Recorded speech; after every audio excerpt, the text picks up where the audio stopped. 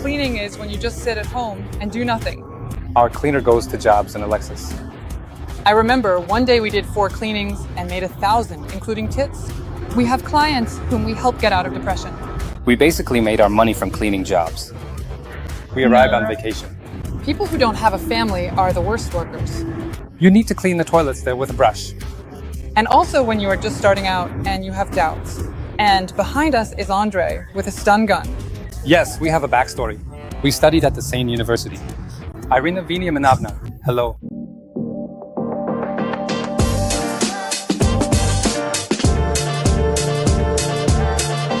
We have guests on the podcast today from New York, our students who are mentored by us. And we asked them to give feedback in the form of a podcast or to tell us how it all worked out for them.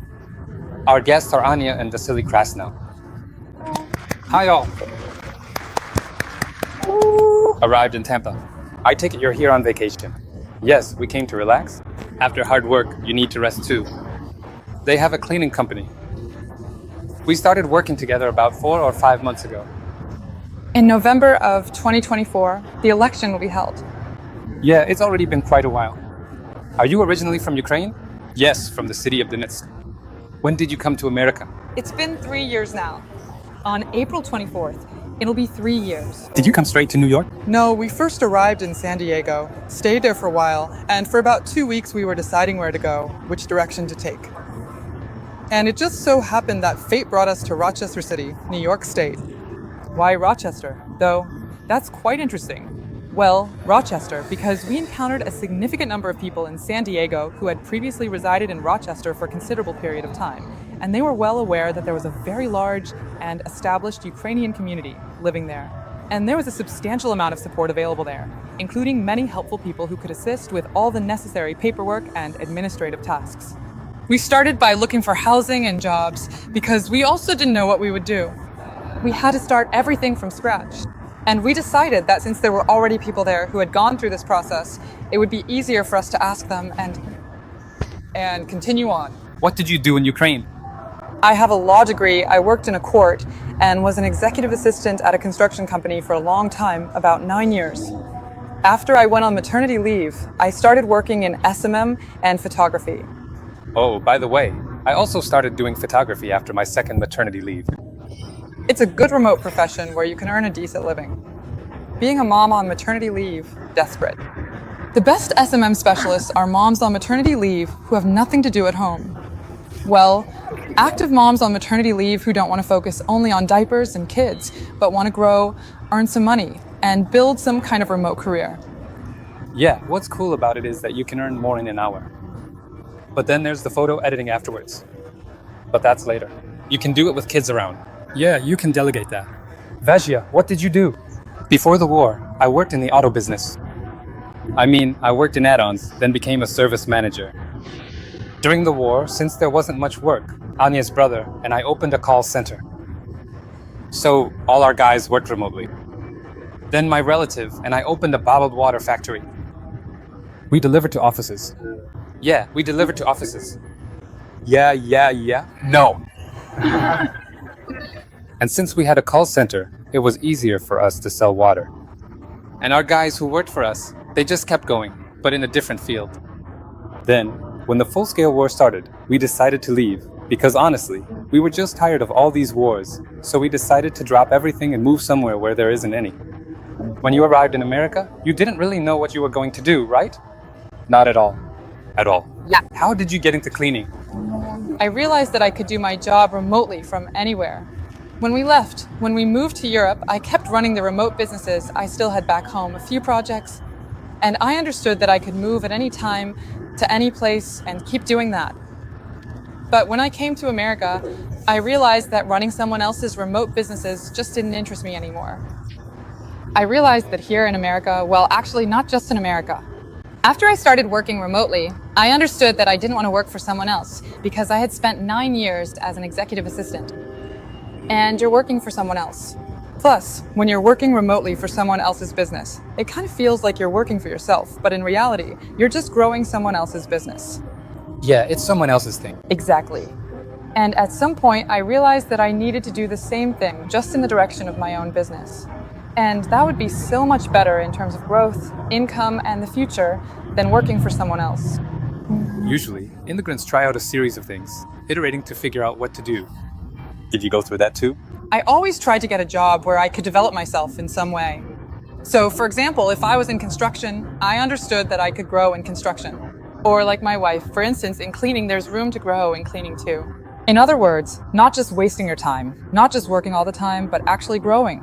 And one of the simplest things, especially in America, is that when you don't know the language and at least know how to work with your hands, it's easiest to go into fields like cleaning or construction. But a lot of guys go into trucking and then try to move up from there.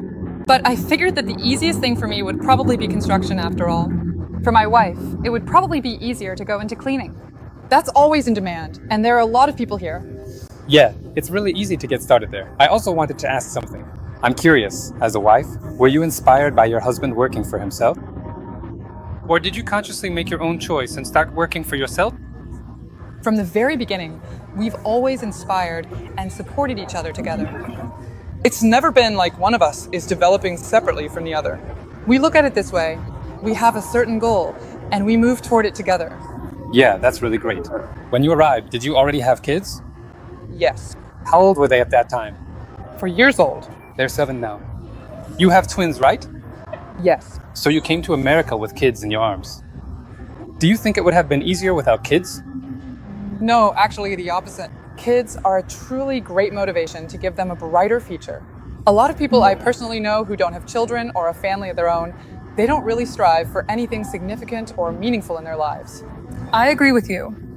Yeah. They just don't feel any kind of responsibility. For someone else's life. Yeah, they think, well, I have something, I'll go get a job at a cafe, make $16 an hour, earn enough to eat, dress, have some fun, and that's enough for me.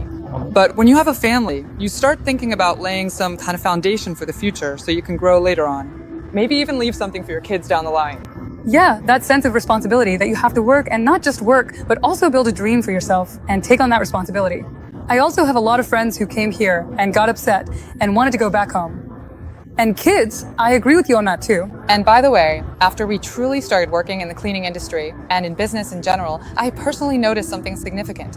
People who genuinely don't have families, unless they're exceptionally driven and highly motivated from a very young age, tend to be the absolute worst workers because they simply don't feel that profound sense of responsibility when you assign them a specific task. I'd also add that America is a good example. If you come here with kids, for instance, you have to live in a good neighborhood because of the schools. If it's a good neighborhood, the price is already higher. Whether you like it or not, you have to start thinking about earning more. For example, we have an acquaintance who came here without kids. He got a job as a cook. He started out washing dishes, then became a cook. We meet up with him all the time. I tell him, you need to find a girlfriend. You need to aim for something. And he kind of gets it. But at the same time, he doesn't really have that drive. He rents himself a cheap place to live, so he doesn't have any problems. And he thinks that's actually a problem. I always explain to him that kids will motivate you. You won't want them living in a bad neighborhood. So you need a place to live. You need this and that. And you'll automatically get to the point. At least open your own business, sell shawarma or something else. But somehow, it just stays the same. We also came here, and we chose the neighborhood only because of the kids. Yeah, it really motivates you to earn a lot of money because suddenly you have absolutely nothing at all. Even if you just add up what you spend on a good neighborhood, a good school, and some activities for the kids, you realize you can't live like the average person anymore. You already have to strive to grow. And the kids are kind of watching you. If you just keep working for someone else all the time, then your child will automatically want to do the same. Setting an example for your kids. So how much time passed before you decided to get into cleaning? Cleaning. Actually, we never really decided to get into cleaning. So it wasn't your dream? Yeah, not until we came across your page. Yes. A lot of people say this. There's a business you consciously choose, and then there's a business you stumble into. There's the kind of business that chooses you. Yeah, this is exactly one of those cases. I came here and I was thinking that my husband was into construction. He had his own plans to grow in that direction, to start some kind of construction company and scale up. For me, there were no options in construction. And when we arrived, I started thinking that I would work on social media, start my own YouTube channel, and promote myself. By the way, that's still in my plans, and maybe do some kind of modeling business with the kids. Like, I'd be their agent, submitting applications to agencies. By the way, the twins are beautiful. advertising, and so on. So YouTube, all of that. I started getting into it, and for that I needed to grow. I began meeting new people. Vazha worked with a guy whose wife works at weddings. Before that, in Ukraine, I hadn't worked at weddings. And we just met each other. She turned out to be just as driven as I am. We became really good friends, and she just invited me to work as her assistant. They gave me a camera as a gift, or rather, I was gifted a camera. I started shooting weddings. But to start filming weddings, you need a lot of money to buy all the gear and equipment. Yeah, I know. Tens of thousands of dollars. I mean, obviously, we didn't have any of that at the beginning. And I realized that if I wanted to grow in this field, I needed money, at least to buy a lens for $3,000 and then just a memory card for $250. So, all these little things add up. In the end, it turns out to be a pretty decent sum. Yeah, but that's exactly your thing. I worked a lot at weddings in Ukraine, and a lot of photographers and videographers worked for me. Later on, at a certain point, they worked under me, under my company. The company was called Real Vision. There, in Ukraine, for example, you can buy a camera for $1,000, a lens for $1,000, and you're already considered legit. But in America, that's impossible. Here, even the worst photographer has a $1,000 camera. In Ukraine, if you have a $500 camera, you basically can't work. If you have a camera for $1,000, $2,000, or $3,000, that's already considered high-end. But here in America, everything is 5 times more expensive. But to get started, you need to invest at least $10,000 just to start small. And that's not even talking about doing some kind of super professional work. And I needed money. At some point, we had neighbors because we didn't have a car. Well, we had one car. My husband would leave for work in the morning, and I stayed home with the 2 kids, and he would be gone from morning till night. He would come home exhausted, and I could see it. I mean, this is definitely not the life of my dreams. Not my dream. And your brain starts working. You just start thinking about what you need to do. Something needs to change. You're sitting at home with the kids, okay? You don't have a car, but what is it that you can do in this situation? I had a neighbor who I started putting leaflets in mailboxes just walking down the street in our area. Well, we got to a nice area, and I just walked around on my scooter or my bike. The children and I walked around and laid them out. We also went and laid things out. Zero orders, zero. I don't have any. I printed out a letter. We're a family from Ukraine. I made a little ad like that. Were you still a photographer or something else? I just wrote that we can help you in any area you need. Yeah, we briefly described our background. I just listed everything possible. A neighbor turned up who wrote to me. Anna, hi, I'm so glad your family arrived. We just started talking with her. So she didn't come to me for clients. She was just being supportive. Then she told me, I'm so depressed. My house is such a mess and so untidy. She was just venting to me. I supported her. I said, yeah, I understand. Depression is really tough. And at some point after processing this information, I thought that maybe I could help her somehow and just come over and clean her house. I didn't even think about how much it would cost. Yeah, I called our pastor Shane, who has now become my American dad. That's a whole other story too. And he told me, well, that's at least $35 an hour, and you have to work there for at least 4 hours. Just to make at least $120. For me, that was a lot of money, like $120 just to go and earn, because I know my husband goes to work, gains some experience, and even he makes less than that in a day. In the end, I went to her place and cleaned. Honestly, it was definitely not my best house, not my best experience. But it's a start. Yeah, I was there for 6 hours, and she paid me $140 in cash. I just grabbed some bucket from home, a mop I had, a rag, and 3 cleaning products. Zero investment at all. I came home, brought the cash, and I didn't even have to go far. She just lived nearby. On a scooter. That's a great way to start getting clients, right? I borrowed a car from the woman we were living with. I made an arrangement with her because she worked from home and her car was just sitting there during the day.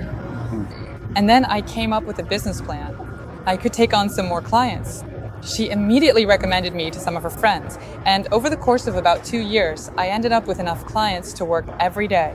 So in the mornings, when the kids were at school, I had a window from 9 to 3 when I could use this woman's car. Wow, what a deal. The one who worked from home.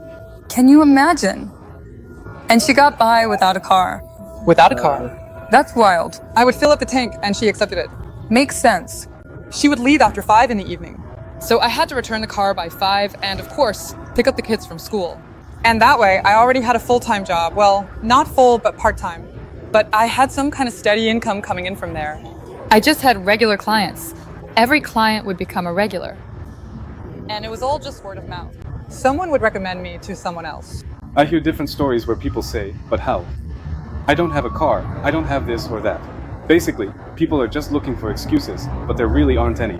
And this person made $140, just borrowed a car, grabbed a bucket, and it all worked out. I always say there are people who really need it. For those who really need it, that's what drives them. And then there are people who are like, whatever, just making excuses. Yeah, and that's considering that in the area where we were, you really can't do anything without a car. And in America, without a car. In America, only in New York City get by without a car. Yeah, right now we currently live about 30 minutes away from the bustling downtown area. You can't even go grocery shopping without a car there. You managed to get a couple of cleaning jobs. And at some point, you found us on the internet. Yeah, at some point. I don't even remember if it was Tania's page or Andrei's page. I went in and saw that you guys were also in cleaning. Maybe it was my page. Because we have Tania's page, and all the videos are on there. Seriously. Thank God. Andrei, I remember it was Andrei's page. Yeah, we actually have some history. We studied at the same university. Really? Yes. Turns out, yeah. Yeah. And we're almost from the same city, too. I don't know whether to admit it or not. Because the university is called, no one will guess our, past is for everyone in Ukraine. It is diverse. The university is called the Academy of the Customs Service of Ukraine. Yes. And you study there too? Those who see and hear us will, of course, see us and say, well, you've gone too far. Irina Veniaminovna, hello. Honestly, I forgot all the teachers. Yes, but it was some kind of fateful meeting, apparently, because firstly, we were from the same city, yes, from the Donetsk region, and secondly, we studied at the same university. You're from Donetsk, right? No, well, also from the village near Ambersivka. Yes, right next to Ambersivka, Blagodatnoy. Whoever's watching us. Yeah, it's just ahead, right? It's literally right there. 5 kilometers, like one district. Yeah, did people from Blagodatnoy come to our club? No, usually people came from Ambrosivka. That's where the coolest girls were. I even used to come from Donetsk. My husband is from Donetsk. All the wives used to go to Blagodatno. Who would have thought? Well, the name speaks for itself. Grace, right? As you name the ship, so shall it sail. Now here we are, halfway across the world in America, in Tampa. Here we are. It's wild. People from Blagodatnoy have met up. And by the way, about your question, you asked how we searched, or rather, how we found you. I think at some point, when we already had a certain number of clients, and we were working for ourselves. At the same time, my wife was already working as a photographer, and we started to realize that we either had to drop something or do something in this direction. We basically came to the conclusion that we needed to grow. It's better to maybe find people, bloggers, who talk about how to move up step by step. That's probably when we started searching. We watched some videos there, and then they start popping up on their own. You search for something, and then they just keep coming, one after another. At some point, we came across Andrei's page. Anya also showed me. Our guys from Ukraine are there too. And there are actually a lot of different people. But for some reason, I don't know, maybe God led us to you, because it's just the kind of people, you know? And you somehow, I'm getting goosebumps just talking about it. Yeah? Well, for us it was through Instagram, through Super. Yeah. You know, it's hard to tell the signs of fate apart these days. It's kind of a miracle that now you can find people, talk to some, talk to others. But not everyone will click with you. Like, you can watch one blogger. They might talk a lot, but it's just a lot of fluff. For example, like Andrei and Tania, I'd say you guys are really good people. You set clear goals and plans. That's why we even ended up here. We actually ended up here thanks to you, because you kind of guided us along. And we even made some money, basically, doing cleaning jobs and came here on vacation. So we have other projects too. But cleaning is a super cool thing, even as we're talking now. I'm thinking that for a start, even for construction, you need a higher price, because you need to buy at least the basic stuff for about $1,000, probably. To be a photographer, you need $10,000. That's not much. You need to have experience. I mean, you can't just show up with some tools and say, I'll tighten this for you, I'll fix that for you. But with cleaning, you can do it in an hour or two. I've never done cleaning myself. My wife did it. I just helped her out. We'd come in, and she'd just tell me, wipe here, clean up there. I just did those things automatically. And literally after 2 or 3 hours, you already get the hang of it. By the way, my first assistant was my husband, whom I started teaching how to clean. 2 kids. In Blagodatnoy, every girl gets free cleaning courses from birth. To be honest, I think Anya has a lot of experience. Back when we still lived in Donetsk and had kids, Anya couldn't always handle all the chores, so we'd hire people, girls, to help out. And from her own experience, Anya would always come in and say, "You didn't do this well here, and you didn't do that well there." So it was already ingrained in her. At home, we used to hire cleaners. Yeah, that's exactly what I was about to say. You took the words right out of my mouth. Because, did they ever take any cleaning courses? Nothing? How to clean? The reason I'm asking is because, our company's been around for over a year now, and only just now have I started looking into cleaning standards and all that. We went to the biggest American cleaning association, and from there we downloaded all those checklists, and so on. And what do you think? It's a big association, whose standards all the cleaning corporations here in America follow. But they don't have what we do. Well, that's why Blagodatna is on top. But the main standard is, it has to be clean. That's the most important standard. In other words, when you leave, it should be clean everywhere. Yes, everywhere. We don't just want to grow a company to make money. We hire employees we trust, yes, whom we train, and we treat them not just as employees, but as members of our team, like family. We support them in certain situations, yes, at work, because we've been through this ourselves, and we know it's not easy to do this job every day. And for that, you meet a certain. I don't know about Vasily and his sister, but look over there, you should film it. There's a girl doing cleaning. Just like they do in America. We'll show it later. When I had my first experience, when I had to clean in the first house, it was a whole psychological thing for me. But then, when Tania and I arrived and saw the cash in our hands, I thought, at that time, I was also working part-time as a taxi driver. I remember that I used to drive for 14 hours and bring home $250. And then Tania and I came and brought back over 600. We went to 2 jobs. Our daughter came with us too. It was so cool. It was just really awesome.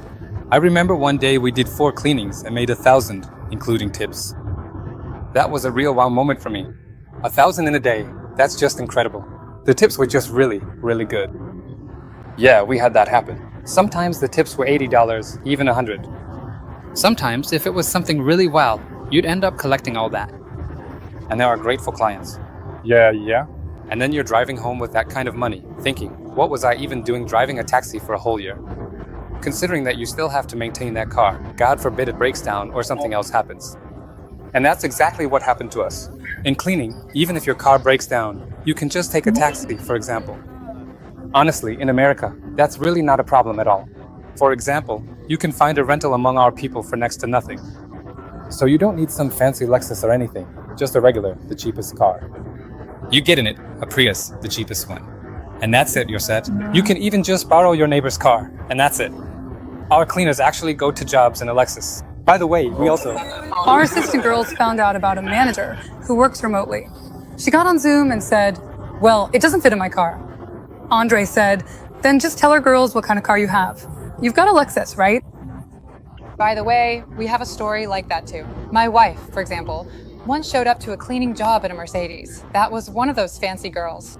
That was back in 2007. Then we made a bit more money and bought another Mercedes. Now my wife drives a Tesla. And people ask, did you just sit around in America? 3 years in America. Yeah. Do you want to get the same results as these guys? Market analysis of the cleaning industry in the US shows a growth of 5 to 7% per year. That's why we believe that starting a cleaning company in the US is very profitable. If you also want to start a business in the US, are thinking about a niche, or have even decided on cleaning, go to my Instagram and send me a direct message with the word consultation. Book a time and find out how to get a ready-made business in the US. Take action. Those clients who... The regular ones already.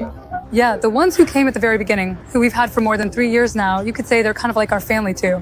I mean, our employees, our clients. It's all one big community for us. Yeah, from the outside it might look like we just showed up and boom, everything's great, new cars, happy clients. It seems like it's all easy, right? Fell from sky. No, it's a long road, and along the way, there are moments when it can really break you. Not everyone can handle it. What? And this is just the beginning. Were there places you honestly just didn't want to go to? Yeah, there were places like that, of course, right at the very start. I mean, that's the real test. Usually, when new girls come to us for their first cleaning job, we actually try not to give them the clean places. Yeah, that's right. Because it's better for someone to get shocked right away and figure out if they can keep working. And really, whether they have that inner strength. A person shouldn't be afraid of work, right? They should just come in and do it well. It doesn't matter what kind of place it is, super clean or like a total mess. Yeah, it's all terrible. People moved out and left a ton of chaos behind. It's a really good test. If a person passes this first test, it means they'll definitely do a great job on the good sites later. But if someone just starts out on the nice sites and then comes That's a lot of stress, right? to a place that's a bit dirty and says, I don't even know where to start, then that's definitely a problem. What? I remember our Zoom. We did a Zoom call. And honestly, I can't remember. Did you respond right away and we went together? No, we did another Zoom call after that. That's what I remember now. At first, I found the page and watched for a while. At that point, we were already thinking that I couldn't handle it on my own anymore because I had shoots, I had some household responsibilities, plus these clients. I just didn't have enough time or energy to do everything by myself anymore. So at some point, I talked it over with my husband. He said that I needed to either keep growing or, well, do something else. What? Yeah, exactly. Can I add something else? Another big downside for us people from the CS. We feel like we have to do everything ourselves. Like if I'm working hard, I have to keep grinding and grinding. It's just that, thanks to the fact that Anya and I already had some businesses, I, for example, also saw that it was getting tough, like clients were already coming in. We really had this kind of boom. If only it had happened earlier. This needs to be done earlier. It's like learning. If you want to learn something and grow in business, you need to look for people who can tell you where to find clients, where to get things, where to get the chemicals. Because in this business, you really have to start with the chemicals you use. You could just use some chemicals to wipe the floor somewhere, and it might peel off, so you really have to take this seriously. So it's really, well, that kind of business, roughly speaking. If the house is expensive, you need to. Yeah, and to pay for some kind of casting or, for training, it's really not that much money in America. But like you said, you can make $1,000 a day, while some people make $200 and think that's it, they've made it.